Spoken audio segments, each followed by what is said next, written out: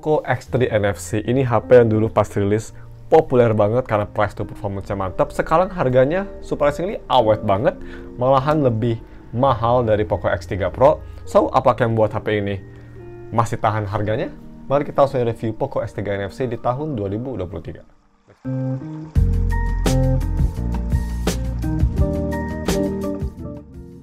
Halo guys, ketemu di SnapTech dan mari kita langsung review si Poco X3 NFC.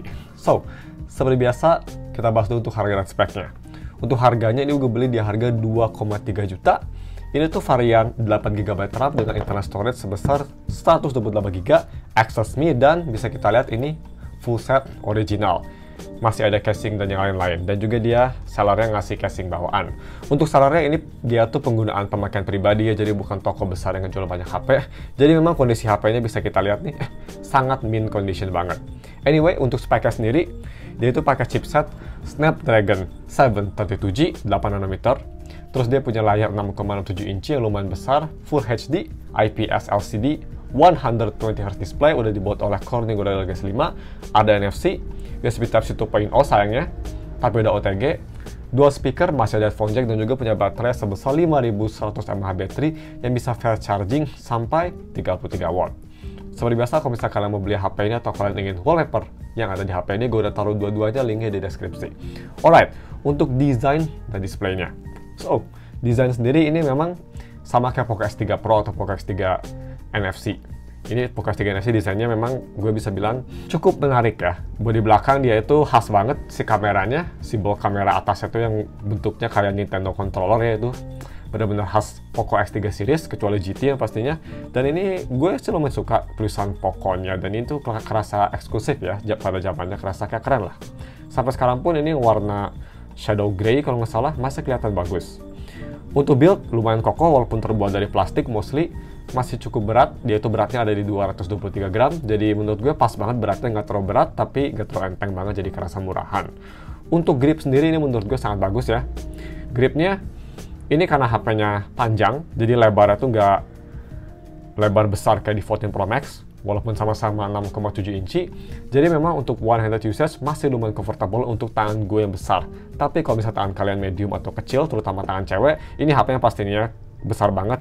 Gue rekomen pakai dua tangan ya untuk ngontrol HP ini. Tapi kalau misalnya tangan kalian besar, untuk referensi tangan gue tuh 17 cm dari pergelangan sampai jari tengah. Ya, ini sih masih lumayan oke untuk one-handed usage. Untuk layar depan bisa kita lihat dia itu dot display ya. Bezelnya surprisingly lumayan tipis, nggak ada bedanya sama zaman sekarang ya. Bawah memang lebih tebal daripada atas, tapi overall bezel menurut gue sudah cukup tipis, yang masih sangat bertahan even di tahun 2023. So, next, kita bahas untuk fingerprintnya. Fingerprintnya khas Xiaomi, dia itu nyatu sama power button. Dan untuk kecepatannya bisa kita lihat super cepat dan super akurat, dan yang pastinya ini sangat reliable. Mau tangan gue lagi basah, dikit, atau lembab, atau kering, masih bisa nge-scan dengan baik, gak ada masalah. Nah, terus untuk NFC yang pastinya ada, dia itu posisinya di belakang. Dulu HP ini yang bikin populer yang pastinya NFC, makanya di namanya ada NFC. Kalau misalnya kita coba scan, dia bisa nge-scan dengan baik dan super cepat, bisa kita lihat. Nice! Nah, terus mari kita bahas untuk si displaynya sendiri. Ini displaynya menurut gue ya, untuk IPS, sangat bagus banget. Kalau misalnya mau dibandingin sama Poco X3 GT, atau Poco M3, atau Redmi 10, ya itu sih sampah banget lah layar tersebut. Di sini jauh lebih baik. Dia punya view angle yang sangat baik untuk kelas IPS, dan untuk gambarnya sendiri menurut gue sangat bagus ya, super sharp, gambar kelihatan jernih, dan juga warnanya kelihatan vibrant dengan kontras yang cukup rich. Overall layar untuk kelas IPS ini di harganya one of the best menurut gue. Nice. Cuma memang ini IPS ya, dimana zaman sekarang harga 2 jutaan tuh banyak HP yang udah bisa nyentuh AMOLED. Jadi ya, itu mungkin kelemahannya, tapi untuk kelas IPS sudah sangat bagus. Nah, terus untuk visibility di bawah sinar matahari, HP ini bisa sampai 450 nits, dan bisa kita lihat di kondisi cahaya terang banget, HP ini memang agak sedikit kelihatan gelap, tapi masih kelihatan kok. Bisa kita lihat masih sangat usable. Di lux meter ini sekitar 10.000 lumens, jadi masih kelihatan terang ya, dan masih lumayan usable menurut gue. Untuk touch sendiri nggak ada masalah sama sekali. Gue coba ngetik keyboard di sini memang agak sedikit sensitif banget ya, tapi asal kalian ngetiknya jangan lusuh, jangan cepet-cepet sih, ini nggak ada masalah. Dan untuk haptiknya menurut gue ini lumayan unik. Ini haptiknya memang nggak kayak HP zaman sekarang, kayak Redmi Note 11 atau Redmi Note 12 yang harga 2 jutaan haptiknya bagus. Ini haptiknya udah ketinggalan zaman memang, tapi nggak kayak murahan banget kok. Ini haptiknya di antara haptik mahal dan haptik murah. Ya tengah-tengah lah, tengah-tengah gue bisa bilang. So, next kita bahas untuk audio quality-nya. Pertama kita bahas audio quality via headphone jack. Yap, masih ada headphone jack, ini plus point banget di kiri. Dan pas gue coba tes pakai Moon Drop 2 ya, ini menurut gue sayangnya kualitas audio headphone jack-nya agak mediocre. Biasa aja, nothing special, malah agak sedikit kurang bagus menurut gue. Yang kurang bagus itu dari si amplifier-nya ya. Bisa kita lihat itu volumenya tuh harus lumayan tinggi, sekitar 65%, biar bisa mencapai volume yang gue prefer pakai Moon Drop 2. Biasanya tuh hanya 40% kalau Moon Drop 2 volumenya di HP-HP yang lain ya, yang harganya sama. Jadi agak sedikit kurang bagus di situ. Dan untuk suaranya juga ini memang lebih ke arah bright ya si deck-nya. Jadi kalau misalnya kita pakai Moon Drop 2 yang udah punya suara bright, ini makin bright. Yang artinya vokal walaupun jernih tapi agak sedikit terlalu cempreng menurut gue. Dan bassnya ini pretty much hilang ya, super flat.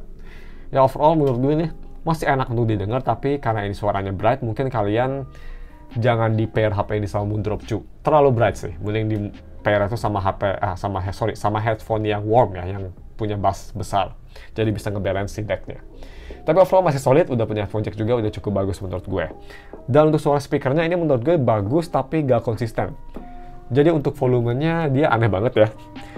Ini gue nggak bisa dilihatin, tapi volumenya tuh baru keras di atas 80%. Kalau di bawah itu dia tuh kayak kecil-kecil nggak jelas. Tapi kalau misalnya kita itu 80% ke atas, ini jadi super keras banget. Agak aneh, tapi untuk kualitas sendiri menurut gue ini sangat bagus ya.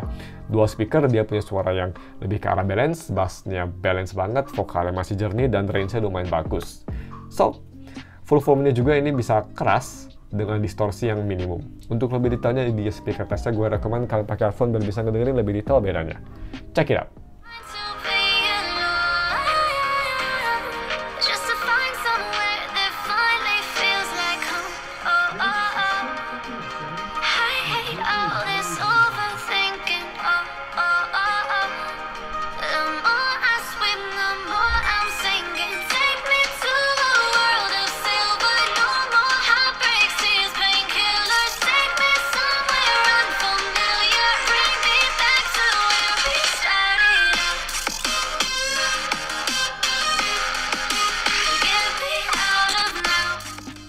Nah, next untuk si kamera quality-nya. So, untuk kamera belakang ya ini quad kamera ya, tapi lebih tepatnya ini dual kamera karena kamera ketiga dan keempatnya ini useless, hanya 2 megapiksel macro depth sensor, dan kamera utama dan kamera keduanya ini yang berguna.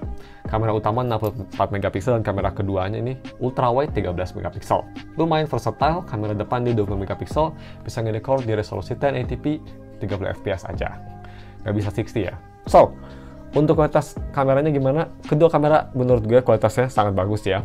Kedua kamera punya gambar yang jernih, yang bagus, kelihatan oke, dynamic range-nya memang lebih bagus di main kamera, tapi ultrawide-nya juga lumayan solid, dan overall menurut gue gambarnya foto untuk harga 2 jutaan masih bagus banget. Cuma memang yang kelihatan banget tuh kalau misalnya kalian sadar, kamera ultrawide dan kamera main kamera punya temperatur warna yang sangat berbeda ya. Ultrawide lebih ke arah cool, main kamera lebih ke arah warm. Jadi memang kalau side by side itu foto agak sedikit aneh, tapi selain itu kedua kamera menurut gue masih sangat solid. Nah terus untuk selfie ini juga bagus, tapi kalau misal foto di belakang sinar matahari ini nggak tahu kenapa nggak bisa fokus ke muka gue, jadi gelap. Selain itu foto lumayan oke, detailnya bagus banget, dan juga yang pastinya warnanya oke. Nah, untuk foto malam hari ini juga cukup bagus, cuma memang ada sedikit lens flare, tapi itu dikit banget. Selain itu, ini gambarnya masih cukup oke, dengan detail yang bagus, noise-nya minim, dan juga gambarnya masih kelihatan terang, tapi nggak terang banget, jadi kelihatan unnatural, masih lumayan natural. Nice. So, video recording, kamera belakang untungnya dia bisa nge-record di resolusi 4K 30 juga ya, atau 1080p 60, nggak kayak Realme 9 yang kemarin gue review. Jadi, masih bisa high res, yang gue lumayan suka. So ini dia sampelnya pakai resolusi 4K 30, pakai headphone biar bisa ngedengerin audionya ya, suara mic-nya. So ini dia sampelnya, check it out. Oke, so ini dia video recording pakai resolusi 4K 30 fps. Kita coba fokusin ke batang ini nih. Tap to focus, lumayan bagus. Dynamic range-nya bagi bagus itu awannya guys. Stabilisasi, kalian bisa nilai kualitas audionya juga pastinya. Kita coba fokusin ke bunga itu, flash.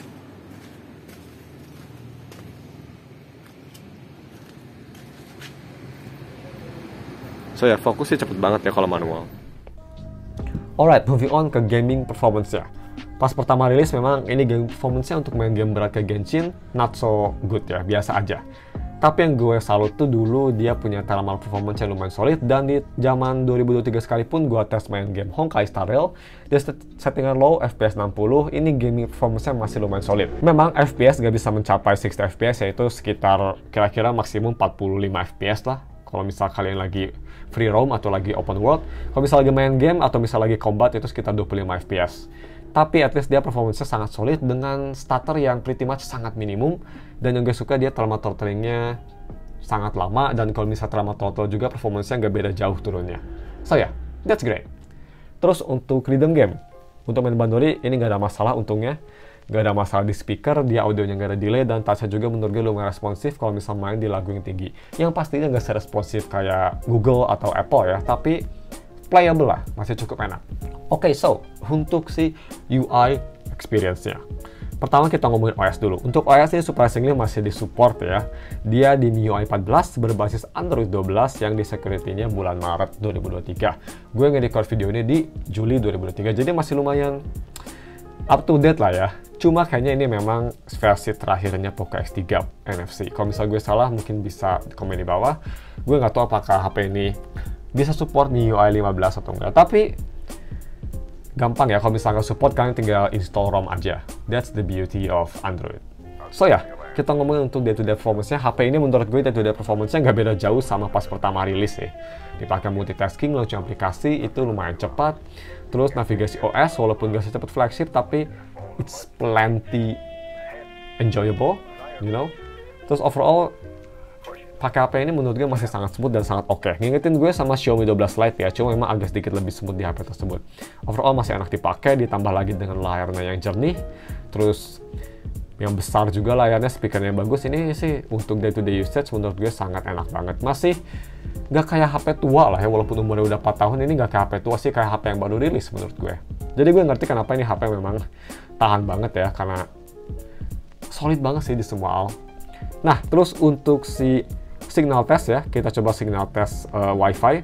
Wi-Fi gua tuh support 5 GHz, HP ini juga support, dan gua tuh speednya yang 200 MB. Kita lihat apakah HP ini bisa menembus.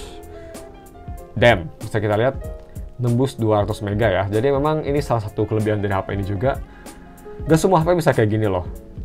HP 2 jutaan tuh yang bisa kayak gini hanya Realme 9 yang pernah gue review seumur hidup. Jadi ya ini it's pretty impressive. Untuk upload juga bisa kita lihat, ini pretty much 1-to-1, 5 GHz-nya. So ya, memang sih Snapdragon 7 series itu solid banget ya. Udah kayak flagship di antenanya, Wi-Fi 6-nya. So bisa kita lihat, mantap banget itu speed-nya. Nah, terus untuk DRM info yang buat penasaran, ini DRM infonya pastinya support HDR10+, ada white color gamut, dan juga sudah Wide Channel 1. Itu mungkin kenapa ini layarnya sangat akurat banget ya, udah ada sertifikat tersebut. So, last but not least kita ngomongin baterai life-nya. Untuk baterai ini besar banget pada zamannya 5160 mAh baterai ya, yang pretty much last 2 hari lebih. Sekarang ini baterainya memang udah berumur, jadi hanya survive 1 hari atau 1 hari setengah. Bisa kita lihat kalau misalnya kita ke acu baterai, ini baterai health-nya pas gue ngecas sekali dia di 84%. Jadi udah lumayan turun, tapi at least masih bisa bertahan sehari. Masih cukup awet lah, dan dia nggak ada kayak loncat-loncat gitu presentasinya. So, untuk screen on time sendiri, gue bisa dapat kira-kira sekitar masih 6 jam lebih. Dan pemakaian sosial media, nonton YouTube. Masih lumayan solid sih menurut gue. Dan ya mungkin cuma segitu aja videonya guys untuk reviewnya. Dan sebelum kita masuk ke konklusinya, kenapa HP ini bisa populer, kita ngomongin sedikit kelemahannya. Karena HP ini pastinya ada kelemahan ya. Yang pertama yang obvious banget kelemahannya yaitu dari si audio quality-nya. Menurut gue walaupun speakernya sangat solid, tapi sayang banget ini headphone jack-nya di bawah rata-rata di harganya menurut gue. Agak kurang bagus. Tapi ya, cuma itu aja guys. Yap, cuma satu kelemahannya. Dan mari kita langsung aja ke konklusinya. Gue ngerti kenapa HP ini harganya masih tahan, karena pertama HP ini nggak punya masalah matot kayak di Poco X3 Pro ya. Ini HP menurut gue nggak ada masalah tersebut, masih sangat solid, dan overall ini performance-nya tuh dibanding S3 Pro ya, untuk day-to-day usage ini malahan lebih bagus di sini menurut gue. Nggak ada overheat bullshit kayak gitu, dan nggak tahu kenapa kerasa lebih smooth di sini. Semua tuh snappy banget, ditambah dengan layar 120 Hz-nya yang sangat bagus, layar IPS yang menurut gue sangat bagus banget. terus baterai yang masih bisa tahan lama, kamera yang solid. Ini sih HP di harga 2 jutaan sekarang pun ya masih bagus banget. Kalau misalnya dibanding dengan brand lain kayak Realme 9 atau Realme 10, saya gue lebih milih X3 NFC. Ini memang di zaman dimana Poco masih agresif banget ya, dan barangnya masih oke banget. Sekarang sih Poco nggak tahu kenapa agak sedikit fallen off, nggak tahu kenapa. Tapi overall, untuk konklusinya, gue sangat rekomend banget HP ini. Kalau misalkan kalian bisa nyari HP Poco X3 NFC yang kondisinya full set, storage-nya besar, terus dia kondisi barangnya masih mint condition kayak yang gue review, di harga 2 jutaan ini sih menurut gue sangat worth it banget, dan gue jauh lebih rekomend HP ini daripada Poco X3 Pro dan even Poco X3 GT. Kenapa? Karena HP kedua tersebut menurut gue benar-benar terlalu fokus untuk gaming ya. X3 Pro ada masalah matot, X3 GT layarnya jelek banget menurut gue, dan build-nya tuh kerasa cheap banget dibanding X3 NFC. So ya, overall gue sangat rekomend HP ini. Dan ya seperti biasa, kalau misalnya kalian mau beli HP ini, gue bakal taruh link di deskripsi. Ingin wallpaper, gue juga udah taruh link wallpaper di deskripsi. Mungkin cuma segitu ya videonya. Jangan lupa dan subscribe, thanks for watching. Kita ketemu lagi minggu depan untuk review lainnya. Bye.